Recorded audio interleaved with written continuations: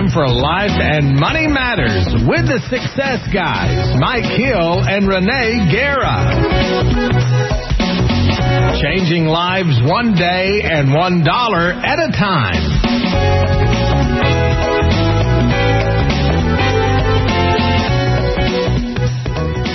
Good afternoon, KBEC listeners. I'm Jim Phillips, and in studio with me today I have Renee Guerra and Mike Hill. We are here to help answer your questions about how to change lives one day and $1 at a time and improve your outlook on life. And I got to first start off by saying thank you guys for coming into the studio a little bit early today. We've got baseball at 2 o'clock, and we've got remotes and everything else going on. But hey, thank you for making it in. No problem. The Indians just keep winning, so that's okay. I'll change our time every time if we're going to just keep continuing going on. I know, it's pretty awesome. Hey, we like that a lot. Hey, last week we had a great show. We talked about the whole concept of what we do for college and how we save for college. And today's show, we're going to focus in on don't just delegate, but eliminate. And to get us started on that topic, Renee, give us some insight in terms of what people do in their own lives when it comes to delegating and what you're trying to get them to eliminate today. Well, what I'm trying to get people to do is such a cool topic, is that one of the things that Jim Collins, he's an author of the Good to Great recommends. He talks about creating a list of things that you want to stop doing in our lives. In other words, things of like, most people are busy, but they're undisciplined. We're active, but not focused. We're moving, but not always in the right direction. So what you do is create a list, a stop doing list.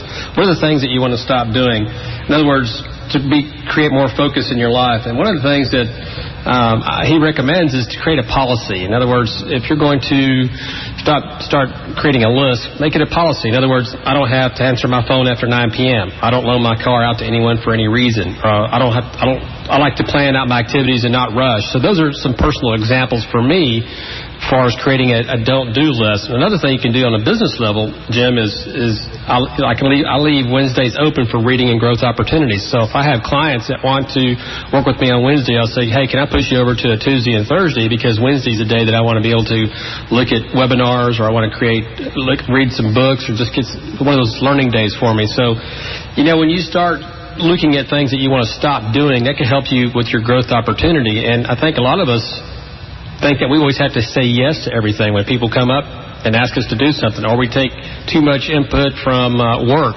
People say, hey, can you do this project, when you already have 4 or 5 in the hole for you trying to get those things done. So we become really just, we're spinning our wheels as far as not being able to get production done. Sure. And I've been there. When I was in a corporate office, I just took on all these projects, and I would be pulling my hair out, not being able to say no. One of the things you and I talked about last week, Mike, actually on the air, was this whole concept of how do we plan for college, how do we take actions as it relates to college. And I see this topic of learning to delegate and relegate, and we go, well, somebody else will take care of my kid getting through school. What's the reality there? Here you go, football coach. Just give him back to me when he's 18. Yeah, exactly. And I love what Renee was saying, kind of to piggyback on there. That's one thing from doing this show. Renee, through no fault of his own, without him even knowing it, will point out things that I'm probably doing bad or things that I'm doing well in my life. I never tell him which way or the other, but it kind of brings up. I stole this idea actually from a doctor client of mine about the making a policy. I used to have guys that would come in, these we call them wholesalers in our business. They come in to teach us product, et cetera, and they would come in, and I finally had to get to where the third Monday between 8 and 10 a.m. of every month is when I will meet with you. And it just cut down on the calls. It cut down. I knew those 2 hours every third Monday is when I would meet with one of those representatives. Mm-hmm. And then also what I'd like to do, and this I think can go out in a lot of people's lives, and Renee, you can agree with this or disagree, is I look at a calendar of all the continuing education seminars or workshops that I like to attend, like I'm going to one next week, as a matter of fact. I put those on the calendar in January, all the way out till September, which ones I'm going to attend. That way I know it's there. That way, if there's something I'm really interested in, I can go, you know what, in 2 weeks I'm going to learn a whole lot about that. So maybe, and I love that idea of saying a policy. So I'm here to say, I guess bragging on myself, that what Renee is sitting there talking about, I'm actually doing for a change, instead of something that he's telling me that I'm doing wrong. I'm actually doing something right, it sounds like. So, but anyway, I kind of... So you've taken the first step on the road to recovery? Oh, man, a to-do list? Are you kidding me? That is, I don't know what I would do with that, a to-do list. We were talking off air. I have a to-do list It's written on paper. I have one that I use on Outlook. I have Post-it notes. I am a to-do list junkie. That's the thing that I would need help with. So tell me about some of the to-do lists that you have. Do you have one on these white papers called Income and Uncertain Times? That you... Are you kidding me? I swear. I do have a white paper that's called 7 Strategies for an All-Weather Income. It's Income in Uncertain Times, which I do believe we're in right now with CD rates at 0.2% for a year. And that's available to all the listeners. But yes, as a matter of fact, one of my Post-it notes is in the month of June to do my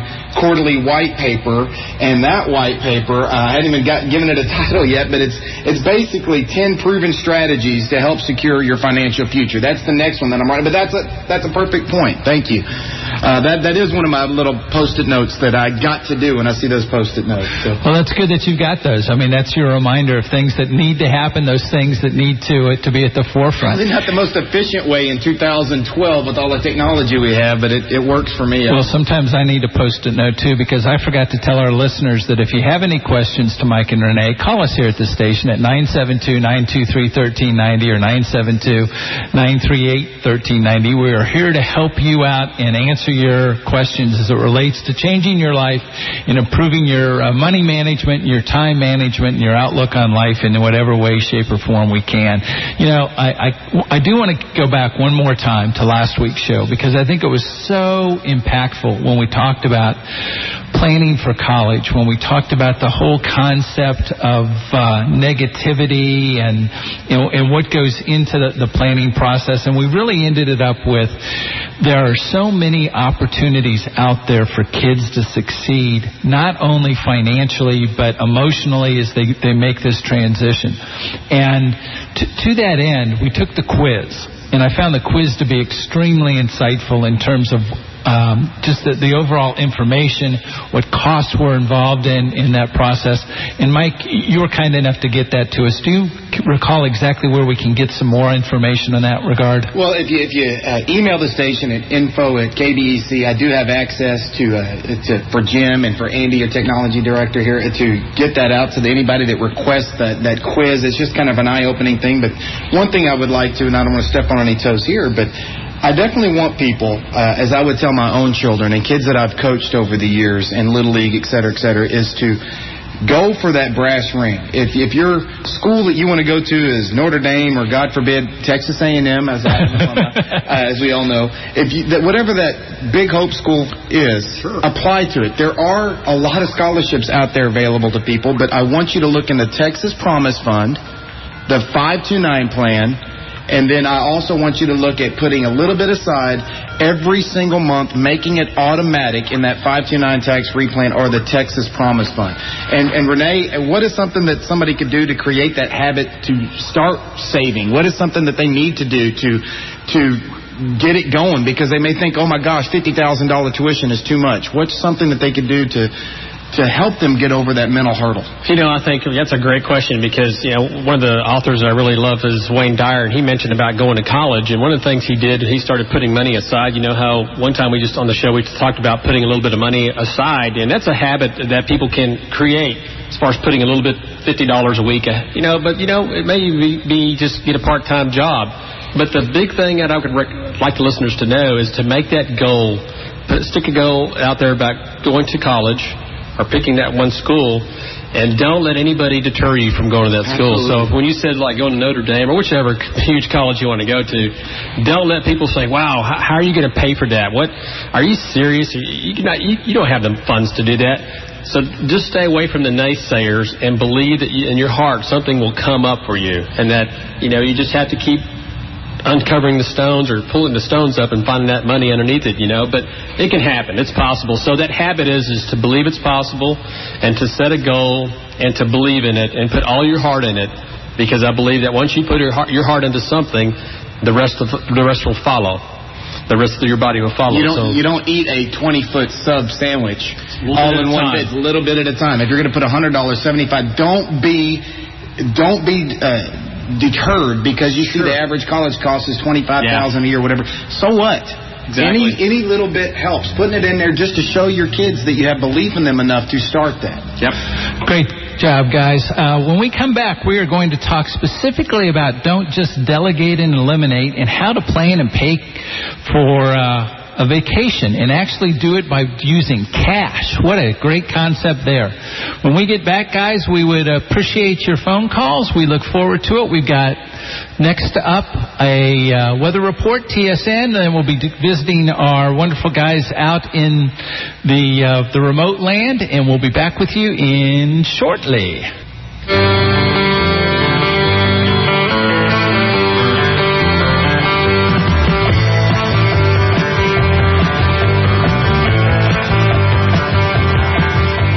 No, I did not plan to play Don't Fight the Reaper as a intro to you guys as we talk about coming up with excuses. Listen to that song and think of Will Ferrell hitting that cowbell. Exactly, every time. Song's ruined for me. No doubt. Hey, welcome back to Life and Money Matters with the Success Guys, Renee Guerra and Mike Hill back in studio. We promised you as we came out of the break that we were going to talk about don't just delegate, eliminate, and how to plan and pay cash for a vacation. Those are our two topics today. And with that, Renee, how do you stop from eliminating or the whole concept of delegation? Where do we go with this? Well, I think when I was talking about that earlier, is that when you delegate it, which we talked about is eliminating it, but what I want to touch on too is about just saying no. I think that when you delegate it, the whole point of being able to find space in your work day or just in your life is tell people no, because it explodes you. I think, Jim, we were talking about this earlier about the explosion of just being able to be connected to your phones, your cell phones, and pagers are kind of outdated now, but we're just so caught up with people being able to get in touch with us. I mean, complete strangers. I have people texting me on my cell phone for trying to buy things, and it takes a few minutes just to look at that. I'm like, who is this calling? Who's this texting me about stuff? So it seems like everybody wants your time, and so we feel so overloaded about not even have time or day to get things done. And for those who have children, your children want to have to be driven somewhere. They want to be taken down to go shopping, or they want to go take it to their friend's house, right? And then your coworkers, they always want you to get their input on their project. So the whole concept of just telling people no, or delegating, you could say that, but you really want to get to the point where it doesn't hurt your feelings to say no to people. And there's a couple of books that I want to recommend to the readers, or to the listeners rather. So if you're one of those type of listeners that you can't say no because you feel guilty about the way they're going to feel. In other words, let's say someone sends you one of those feel-good emails and it says, if you don't send this to the next 15 people in 10 minutes, bad things are going to happen to you, and you feel like you have to send all these emails out, right? I used to get tons of them in my corporate world. I get a bunch of emails being sent to me. My grandmother sends one about every 2 days.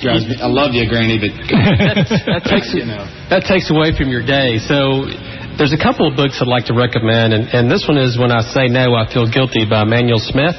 So if you're one of those type of people that can't say no to add more space in your day and to be more productive towards your goals, this would be a good read. And another book is How to Say No Without Feeling Guilty by Patty Breitman and Connie Hatch. And so those are a couple of good books that I think the listeners would like to read. And again, I'll say that again. It's When I Say No, I Feel Guilty by Manuel Smith, and then How to Say No Without Feeling Guilty by Patty Breitman and Connie Hatch. That's the one I need. Well, I think in both cases, too, we're talking about, it's not only reading the books, but in today's world, so much of what has, especially in the last 4 to 5 years, we've been inundated with opportunities for interruptions. Cell phones, computers, emails. It's just you're constantly being bombarded by information, and it's a matter of how do you just separate through all of it? How do you wade through it? And it's almost a rhetorical question, but I think our listeners can even as they're sitting there, maybe like I was a couple hours ago at Polka Fest listening, and in between, Miller Lights or whatever, they can think about this question. But with all these advances, with the iPad, with the, we were talking about Outlook earlier, how I need to put all my calendars on Outlook, and I'm still fighting that, and the cell phone and Facebook and all these kind of upgrades that we have in technology. Sure. Ask yourself, just here in the studio and ask yourself at home, is your life busier or less busier than it was 5 years ago? Oh, by far. There's no question. Isn't that crazy? So, maybe, all this technology, like Renee was saying earlier, turn off that phone at a certain time of the day.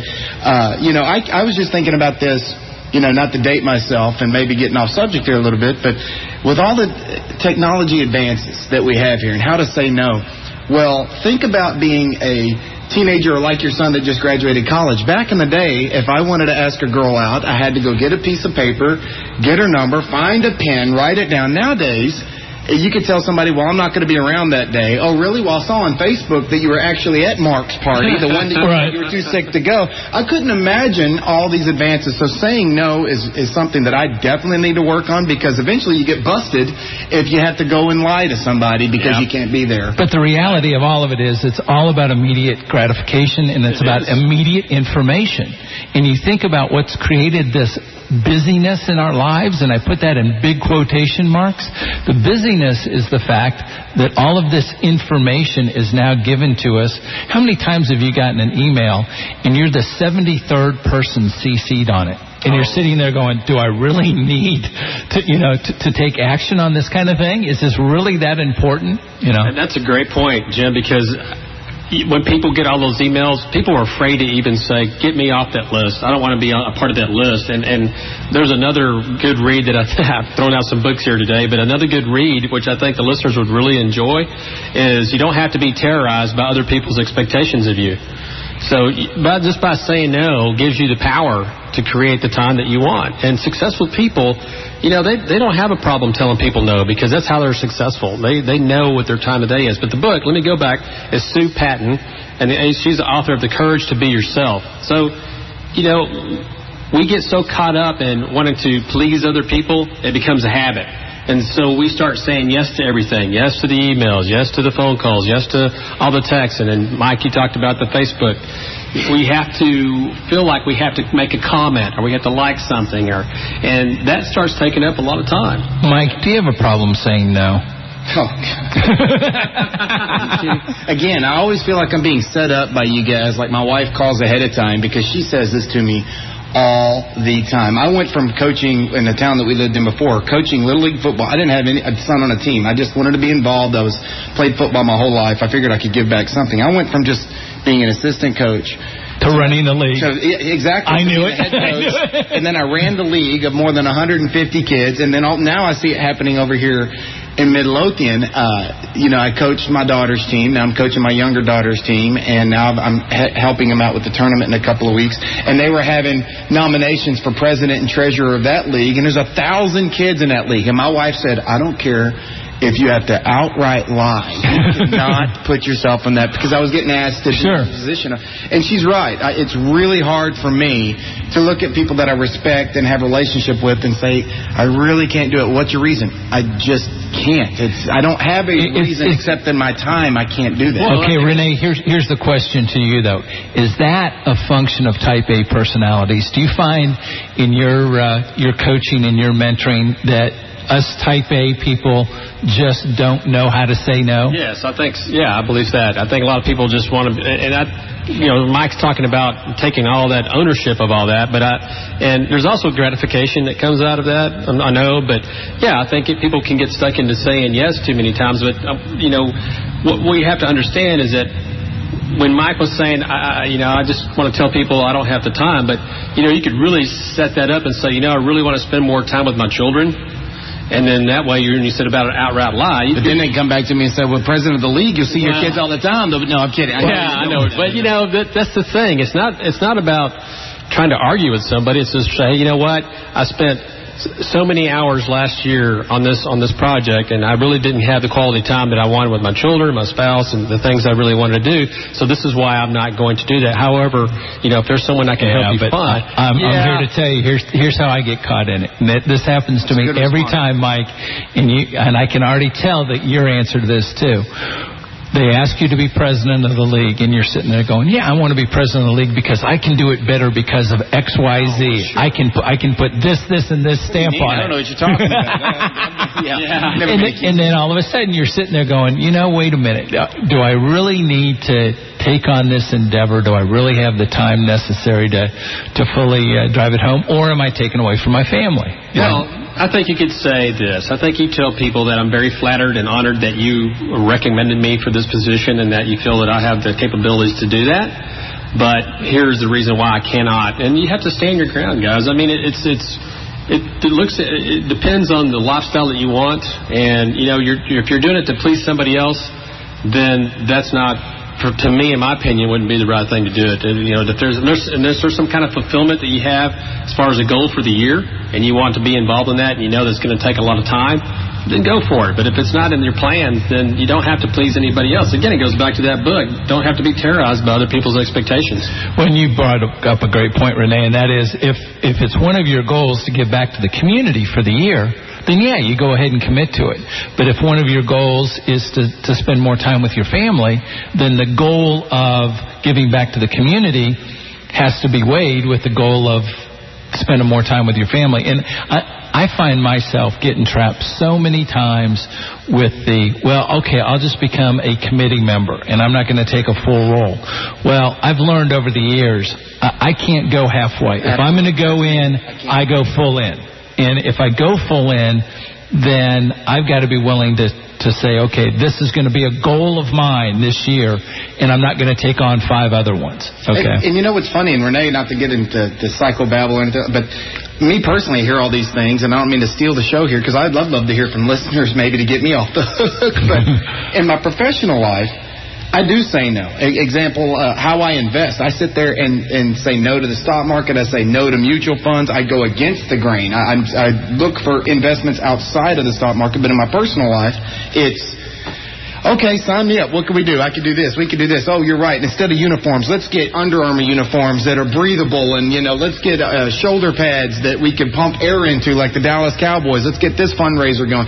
That's my personality as well. Please note that the Life and Money Matters show is not endorsed by Under Armour. Thank you. Or whatever it may be. Hibbett Sports. Nike, right? Yeah. But yeah, you're absolutely right. It's funny that you say that, because I find that maybe in my personal life I need to start taking it a little bit more like my business. Well, not literally, but I need to learn how to step back and say this is what's important to me. Well, you have to, because again, successful people can learn to say no. So you can take that, what you're talking about, Mike, and put that into your personal life, because that's where a lot of people, I feel, there's so many people that I know that say, I don't have time to create the life I want. I don't have a work-life balance.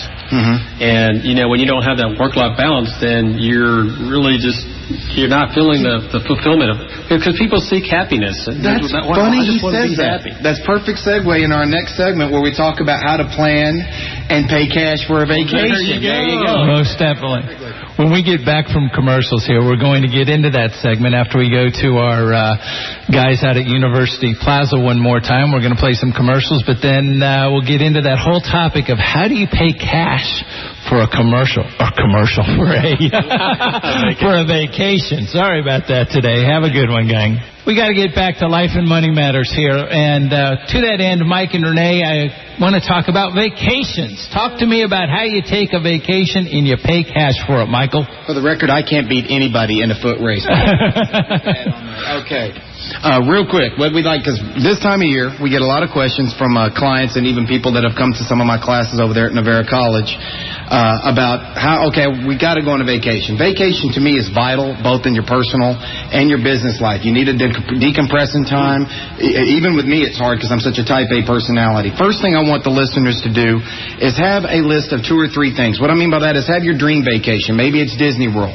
Your middle one would be maybe it's someplace we could drive like Destin, Florida. And then your bottom one would be maybe it's, just going down to, Austin for the weekend. Have it on 3 different levels, and then start going on Google or looking up what the non-peak seasons are. For example, if you go to Florida, the non-peak seasons are going to be during the early summer, late summer, not during Christmas when everybody's coming down from the northern states trying to go to these places. Then you find out what your budget is going to be to go. You just and you can find this on any website on Google. Just say, how much does Disney cost? And you'll get every kind of thing in there.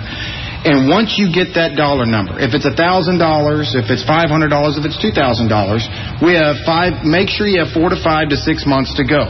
The first thing you're going to do is open up a vacation fund at your bank. It's going to call it vacation savings account, because if you leave it in your savings account there at the bank, you're going to dip into it. Have a separate account that's completely different from your savings account. First thing you do is you find out what that budget is. Let's say it's $1,000.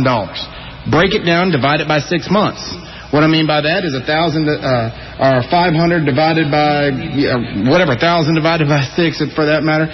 You put that in each month. If that means it's $150 or $200 a month, so be it, and you put that in your account. Even if it's only $50 a month to go into that account, you'll look up 6 months later and have $300 to $400 in that account. I like that. And the next thing is pay yourself first. We talk about this all the time. Oh, definitely the number one thing you got to do. Make sure that it's automatic. Have it taken out of your savings account. The bank will be more than happy to do it for you. Have $50 taken out on the 15th of every month to go into your vacation savings account. That's your number 2 thing.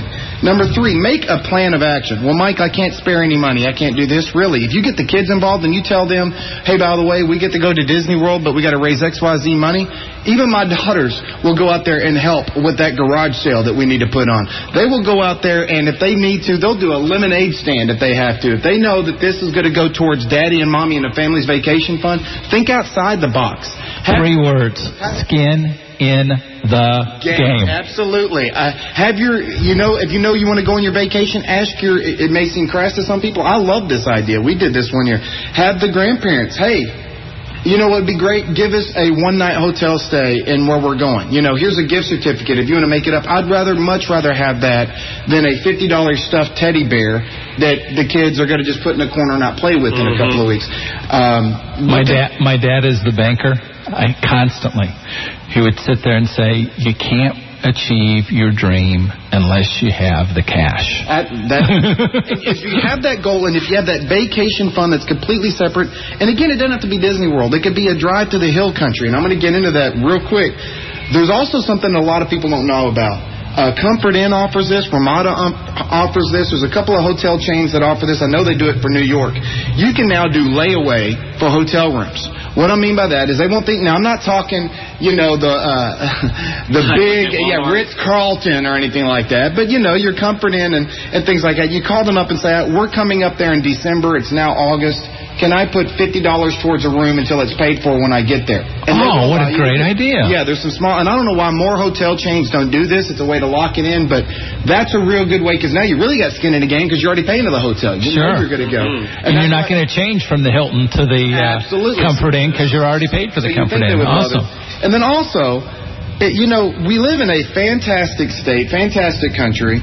There's so many things to do just here in Texas, for that matter. Go somewhere you could drive. I mean, some of my best and not so best memories as a child is all of us being packed in with my sisters in the back seat driving down to Port Isabel or something like that for 10 hours. But go somewhere where it's within driving distance. Heck, something that we're even doing is in a couple of weeks, me and another family, all of our daughters are the same age, we're renting a van and we're sharing the cost in renting that van and driving to Rio Doso. Oh, fun. For our little family vacation with them. Now, we'll see if we're friends by the time we get back, but these are things you could do. It doesn't have to be $3,000 to $4,000 out of your pocket, that you could just spend 3 or 4 days, and the kids don't care. It's a memory that'll last for a lifetime. I like that. I do, too. I think that's a super idea. And all of those things are ways that you can not only cut down on the cost of the vacation, but, the memory is really what the vacation's about. It's not necessarily how much money you go out and spend. And notice I did not say open a credit card, pay for the vacation, come back, and then pay on that credit card, because why the heck would you want to pay interest on something you've already experienced? Sure. Do not have debt on a vacation. If all you have in that vacation account is $400, guess what? Your vacation's a $400 vacation. Yeah. If you have $4,000 in there, it's a $4,000 vacation. But with that $400, like you mentioned, and I like this because Trish and I would do a lot of vacations in Texas. We found a lot of really cool places like driving out to East Texas or Dangerfield State Park. So there's a lot of things to do in Texas. So I think most people will see all these commercials on TV and like, oh, I need to go to this beach or I need to go here. And you have a lot of good things here in Texas that are in the vicinity. Polka Fest, right? Exactly. So in other words, learn to say no to the big learn to say no to the big expensive vacation. Live within your budget when you set this vacation amount. And if you really do want to take the extravagant one, open up a savings account to make sure that it happens. Did I miss anything? If the money's not in the account to pay for it, guess what? You can't go. You guys have given me so much homework, man. I'm telling you. You did, though. Everybody has to have... I'm a big believer in that because we talked about that in the beginning. I still, in 15 and a half years of being in the business, have never taken more than 3 days in a work week off for a vacation. I'm not going to go to Rio Doso. That's something I've got to work on from this show. I've never taken 7 days off Saturday to Sunday, the following Saturday, ever. You're crazy. No. Here's my Type A personality. Here's my challenge to you then. In the only way I ever did it, my wife and I set major vacations on anniversaries. Our 5th anniversary married, our 10th anniversary married, our 15th, our 20th, our 25th. And we decided that we were going to take the trips. So we went to Italy. We went to Scotland.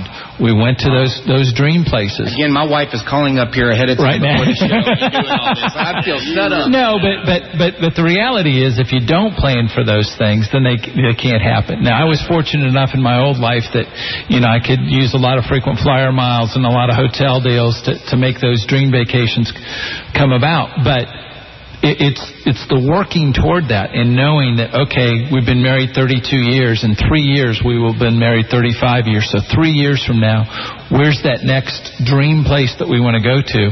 Plan for it, expense for it, build up the funds, and then, the one time we splurge in our lives, my wife and I, is on those vacations. And my point being, and again, learning this from the banker father, if you got $6 in your pocket, you don't walk into Ruth Chris.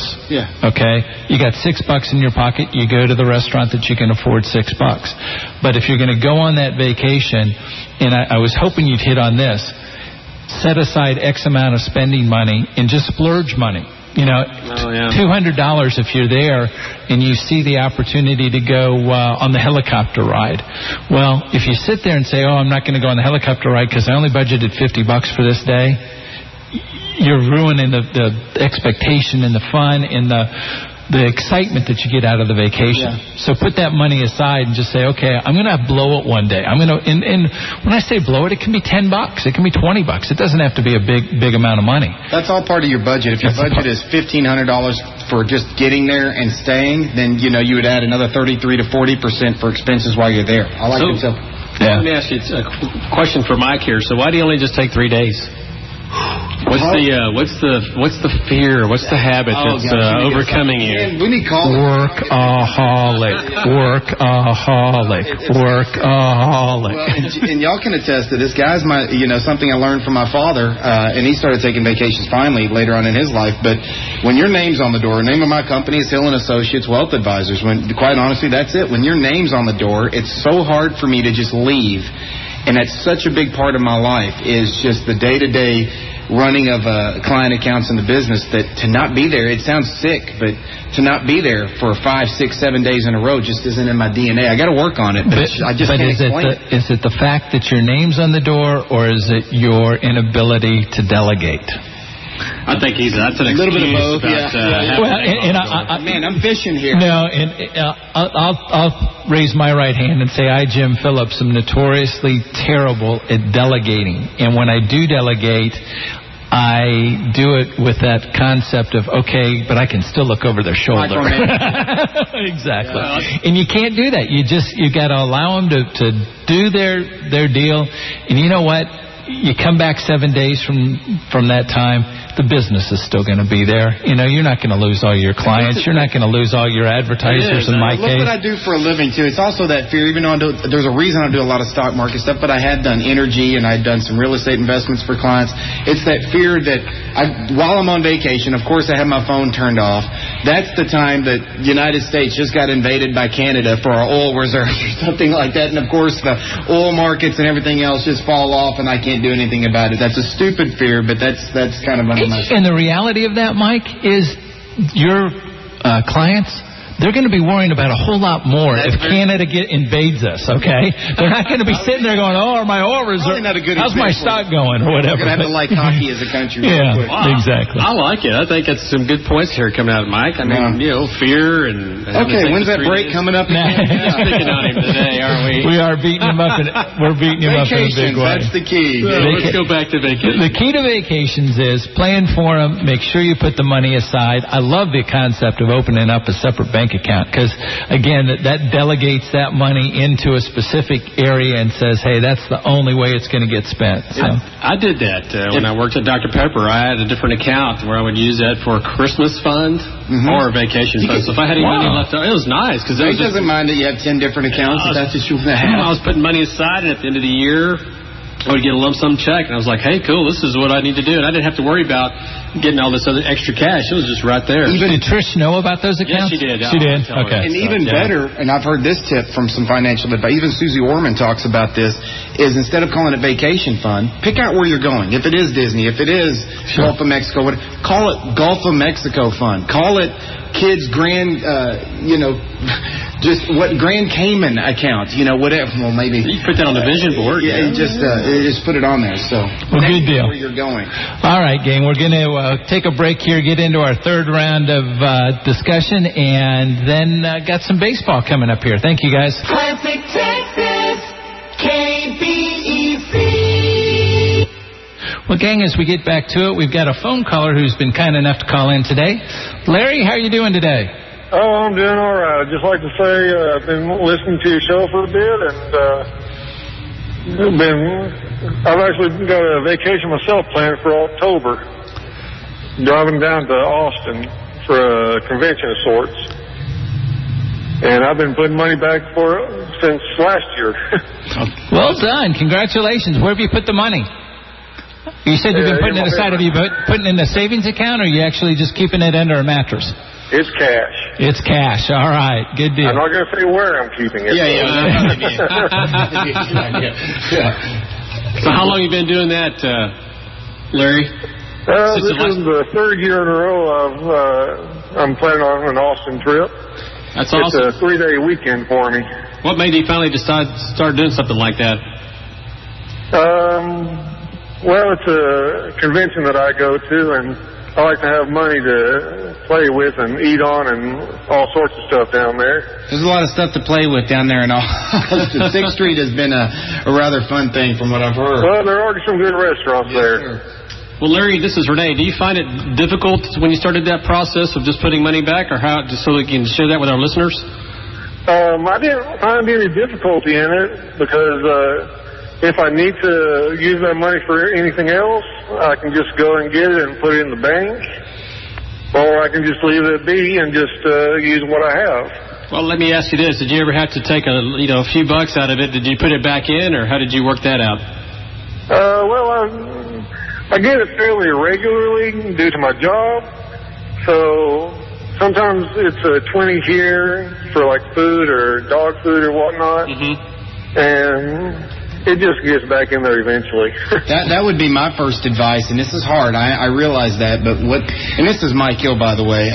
Thanks for your call, Larry. The one thing that I would really put aside is that with the thought that once the money goes in there, it's gone. Act like it's already spent. And I love that you have it where you already have it separate, but what'll happen is by dipping in and dipping out, we kind of play little negotiation games with ourselves. Oh, I'll put it back eventually. Then you do it a little bit more. And I'm not picking on you, Larry. This is most people in general. I would definitely, once that money goes in that jar, that wherever you keep it, it is gone. Act like it is off the face of the earth. And then come October, you're going to open that thing up and you're going to see, wow, I've got all, because I do know life's little incidentals getting away. Use the money that you have available outside of that to pay for it. If that means you got to put less in that jar from time to time, so be it. But once it's in there, it's gone would be my best advice on that. Yeah, that's also how I got the down payment for my truck that I just recently got about 9 months or so ago. Well, we've got some smart listeners out there. That's outstanding, Larry. Good for you. Well, I've always been able to save my money as opposed to another family member of mine who can't. Well, Larry, there's something to be said for always paying yourself first. When you pay for Atari video games when I had Atari, so. You're doing it at a young age, and that's the whole focus of the show is that if you're not like Larry, you are like Larry, you are paying yourself first, but the one thing that we'd like to get across is debt is a very bad thing. Don't pay interest on things that you won't have 2 to 3 years from now. Hey, Larry, thank you so much for your call. Really do appreciate it today. Well, I've been enjoying your show, and I just want to put that little bit in there, and hope it helps someone else, maybe. Thank you for the comment. Man, we appreciate it immensely, and thank you for taking your time out of a glorious day. Have a great Memorial Day. All right. God bless our troops. Definitely. Thank you for that. Well, guys, with that in mind, we talked about Memorial Day, and I think we all wanted to take a moment here at the end of the show and just make mention of that. Mike? Yeah, my father and my great-grandfather, he's a veteran, was a veteran. My grandfather, God bless him, died 20 years ago this year, as a matter of fact, and he got 2 Purple Hearts on Okinawa. So God bless you to my grandmother, who is still alive and still keeps, and that's a big reason why I think I went to A&M, because he was an A&M grad and he had such a big influence on my life. And then, of course, my father served 3 tours in Vietnam and was a drill sergeant for 10 years. So God bless them. God bless our troops. I grew up around the military background. It is something that's very important to me. And just coming here to the radio station, driving down Marvin Street, and thank God our Rotary puts those flags out. And it just reminds us, and I wish we had a little bit more of it every day, but I just always get this just big feeling in my chest this weekend. And I'm just so proud of our troops that have passed and the freedoms that we enjoy today, being on the air, talking about vacations, going anywhere we want to go, was paid for long before I was even born. So I just, great gratitude to our troops. Well, great segue here, Mike. I mean, we wouldn't be able to take all these vacations, and we wouldn't be able to stand here today without all the veterans that sacrificed their lives. And all my uncles were in the armed forces, including my dad. But one uncle in particular, he served in Vietnam, and he would have to jump out of the helicopters and got into hand-to-hand combat. And, you know, one of the things that, unfortunately, he died young. But, you know, being able to visit him at the DFW National where he's buried at. Cemetery, yep. If I can get my words here. Sorry.